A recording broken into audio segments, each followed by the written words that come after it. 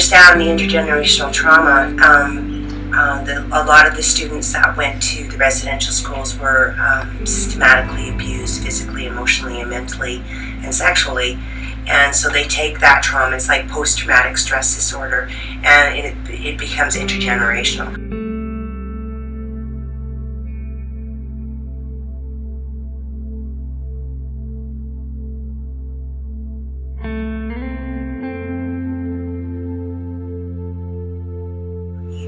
So, I mean, there's this whole thing, right? This whole stereotype, racism, intergenerational trauma from people suffering from symptoms of post-traumatic stress disorder.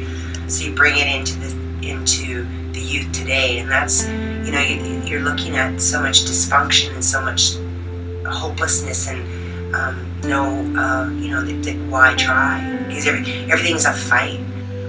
I know just at one point I was getting bullied at school. I was putting up with my parents when they were drunk. I thought I didn't want to be here in this life no more, so I thought killing myself would be a better and easier way. It made me feel like I didn't want to live anymore. It gave me tough times.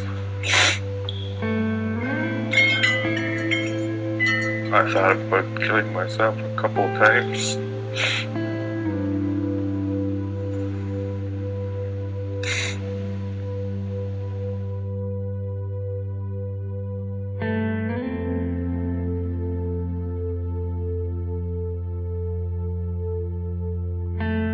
Suicide attempts were off the charts. Suicide almost becomes acceptable. It's almost, and it was, and maybe still is, to a point, almost an acceptable means of dealing with problems.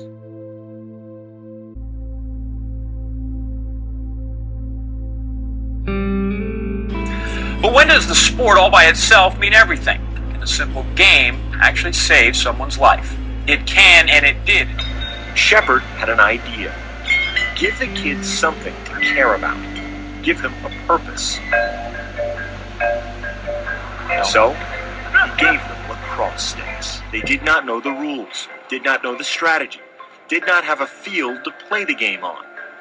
It didn't matter. I think when the kids play lacrosse, essentially what happens is they lose themselves in the game. You don't have to think about your dad that's beating up your mom, or your cousin that committed suicide. You forget about your problems. They're not there. They're non-existent while you're on the field.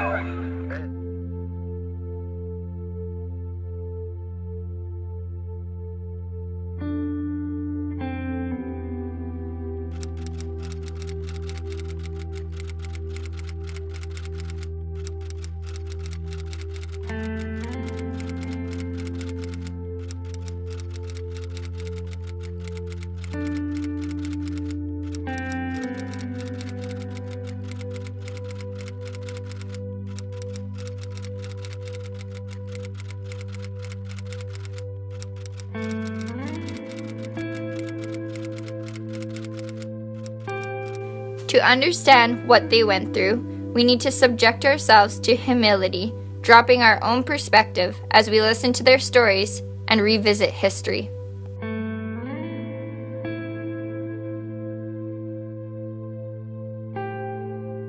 Once you see something, you can't unsee it.